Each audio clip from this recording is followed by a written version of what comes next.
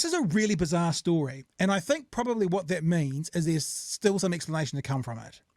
But the basic story is Minister Kiri Allan said in a Department of Conservation email that we should end Te Reo Māori use in materials that don't reflect various aspects of the Māori language. And the accusation, I don't want to use that word, what's being alleged is that there's some tokenism going on, but it feels like it's sort of reverse tokenism. I guess what she's saying, what we're being told that she's saying, is that just using the Māori language for the sake of using the Māori language is tokenism. And if you don't really have a strong understanding and a strong kind of kaupapa to the Māori language, I'll just use the word kaupapa, I hope that's okay, then you shouldn't be using it. Let me explain a bit more and then we'll jump into it. Cabinet Minister Kiri Allan has voiced concerns over the use of Te Reo Māori within the Department of Conservation. An email has emerged from the Department of Conservation, DoC, which Allan was Minister of until Monday when the Prime Minister reshuffled the Cabinet, which claims Allan did not want to see Te Reo used unless it was a greeting, a sign-off, or an entire document that was in Te Reo. We've had feedback from the Minister's office about inclusion of Te Reo Māori in the material we send over. The Minister does not want to see Te Reo Māori words used in material. I've actually got the email here. This is the email here that's gone out. So it says, the Minister does not want to see Te Reo words used in material apart from in the following circumstances. There is no English word that adequately describes what is being conveyed. If there is an English word that is appropriate, use that instead. Or if the whole document is in Te Reo, or to use as greetings. Kia ora, ngā mihi, that sort of thing. I find this really peculiar because it feels like, I said this to George before we started, when a headline or a story could read like it was an Onion article, The Onion article, where have we got to in society? Like a Minister of the Crown on the left saying, whoa, whoa, whoa, guys. Let's cool off on that Maori language, shall we? Except that's not what you're saying. Well, but the thing is, if what is being said is don't use it as tokenism, don't use it if you don't understand it. I'll go on to say here, Allan refused to confirm to Stuff what instructions, if any, she had given to DoC over the use of Te Reo, but she did confirm she wanted it to be used responsibly and with integrity. You want to use Te Reo, you use it with integrity and you use it responsibly. This isn't everybody got out and use mahi and kaupapa and say you have a deep and enduring relationship with Te Ao Māori, Allan told Stuff. So she's saying unless you have a deep and enduring relationship with Te Ao Māori, you shouldn't be using it in these communications. Now, the reason I say this feels weird is if everyone in every government agency followed that, Māori language would disappear in Māori communication, 100%. So is what she's saying is tokenism is anybody using, which she didn't use those words, but that's what's being talked about, is anybody using it, and unless you have a, quote, deep and enduring relationship with Te Ao Māori, then nobody will use it. And then the Māori language will disappear. And that's why it feels weird It won't disappear. It won't disappear, but it would be a lot more less used than it is now. And see, this is tricky. Like in my podcast, Showy Ovaries, about menopause, I always start with Kia ora koutou, haere mai, welcome along to Showy Ovaries. And I was interviewing Miriama Kamo. And so I said, ki te pehe koe.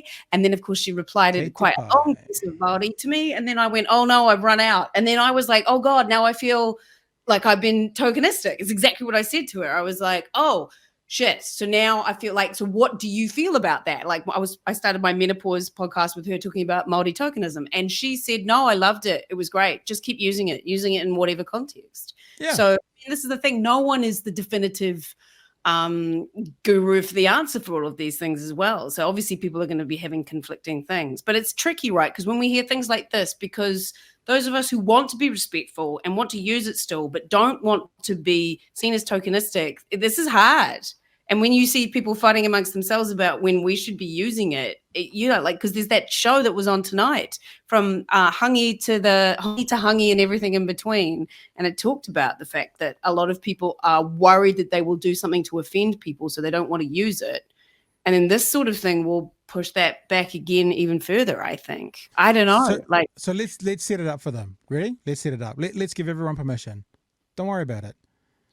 Like native Māori speakers. It's so not it completely is. right? It's awesome. Any person who is Indigenous and is has exactly what is being spoken of by the minister there, which is a deep and enduring relationship with Te Reo Māori, will want everybody to use Māori as much as they can. Because apart from anything else, if you don't have that relationship yet, then using it gets you closer to having that relationship. It's so true. It's so true. And like people like Jack Tame using it on the television all of the time. Like I didn't know that ngā mihi meant thank you until I heard Melissa Stokes say ngā mihi, thank you very much. And I was like, oh, okay, that's what that is. And people saying e hoa all the time. I was like, oh, so this is friend. So having them do that has taught me more about it. Absolutely. And there are certain words, and it's true though, there are words like mana. You try and explain what mana means, it takes you a long time when you can just say mana. So there are some words that do, and I guess that's what she's still talking about. You can use those, and kaupapa and turanga waiwai. And no, she was saying don't just throw kaupapa in there if you don't have a deep and enduring relationship. That's what the minister said. I mean, I know what you're saying, but what I am saying is we cannot just boldly state you should do this because we can say this is what we want to do and we would feel encouraged to do by other people, but we can't give people permission or not to do anything. You and I will disagree on that. Yeah, right. Because I'm incredibly confident that if I had anyone sitting here, and I talked to Tom Roa the other day in the Indigenous and Māori and Pacific Department academic from Waikato University, I know that if he was here in this conversation and I said to him, you want everyone to use it as much as possible, he'd go, yep. So, yeah, well, Miriama said the same thing to me too. Exactly. So we can say it, but we're not saying it from our authority. We're saying it from people that we know who do have that authority who would say it. So what I'm saying is go for it, use it, be comfortable in using it. You know, many people out there who have an understanding and a level of mana in that world will be telling you to go for it and use it. And also it's how you learn how to speak it better. Exactly. And normalize it. So if you don't know ngā mihi as an acknowledgement, then, you know, it's how it becomes normalized. I do want to finish this document, this story. So let me just read the end of it because there was a response.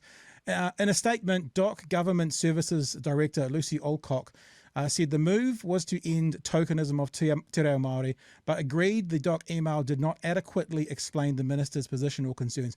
Minister Allan was concerned that DoC's use of Māori language could read as cultural appropriation or tokenism. She was also concerned at inappropriate use of terms, Alcock said.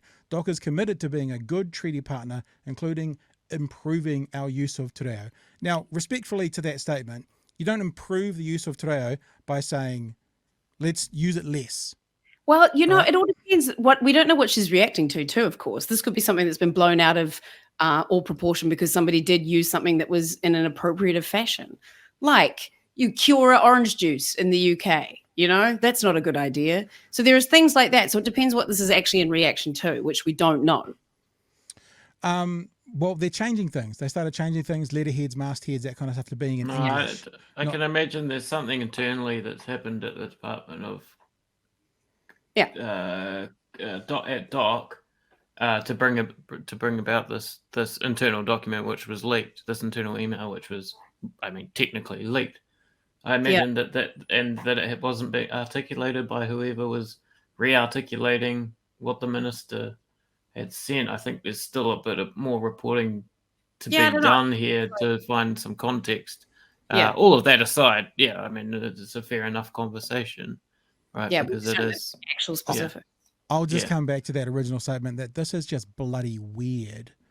Like it's weird because no matter for what reason or why, what it's doing is asking for a blanket rule for unless you have a deep and endearing relationship with Māori language to not use it. And it's actually not even saying that because if you do have a deep and endearing relationship with the language, to not use Māori words within the context of communication if it says that, if there is an English word that could be used in its place. So it actually says even if you do have a deep and endearing relationship with Māori, don't use mahi because the word work is an English word that can be put in that place. So it's weird. And I don't get it. And it feels like it's gone from encouraging as much Māori language use as we could to right up the other side to starting to go, hang on. Maybe we should slow. It sounds like it's come from an alt-right political party, certainly not Labour. That's part of the weirdness that it feels to me around it. I've seen quite a bit of this springing up, though. Absolutely. Like on my Facebook feed, particularly, people being accused of, you know, and like I felt very sorry. There was a man who was, He was an Arab man that moved to New Zealand. He consulted with a Maori consultancy group and then called his leather tannery a word that could also mean pubic hair in Maori. And he had consulted with someone and they said, yes, this is fine. And then he put his shop out with that. And then somebody said, this is what you get when you appropriate language. I'm like, he tried. He made an effort. He consulted with people. He wanted to respect it. But then he was just viewed as plundering it for commercial gain. There's a lot of this that's going around. So it's a tricky thing. I felt sorry for him. I can sort of see their point, but not when he actually consulted with people. I do also struggle a little bit with the idea of cultural appropriation from within New Zealand by New Zealanders. I understand that I'm not Māori. I get all that, right? Oh, no, that's but I've said for a long time, the Māori story is a part of my story because I'm a part of New Zealand. And Yeah, again, every Māori academic that I speak to, every person that I mention, they all say it's a great way to look at it. So, I mean, if I can't see how living on this land and using Māori language within communication by a New Zealander to other New Zealanders could even be considered as cultural appropriation. I don't get that. Yeah, but if you start putting a full facial moko on, then we can have a chat. But we're not talking about that. Yeah. We're talking about Kiwis using Māori language, which is one of our 3 official languages. Yeah, but that is an example of a New Zealander using appropriation. So that's when I was talking about your point that you just made. So yeah. Sure. I guess I'm confining my comment at the moment to this of just speaking Māori or using Māori words. I mean, you know, I don't speak Māori, but I pepper Māori words within my emails and that kind of stuff, the ones that I know and the ones that make sense. And according to that email, although it's not directed at me because I'm a private individual, that if I don't have a deep and whatever the word is, reasonable understanding of it, I shouldn't be doing that. That's tokenism. I'm just like, fuck you. Sorry, to be blunt.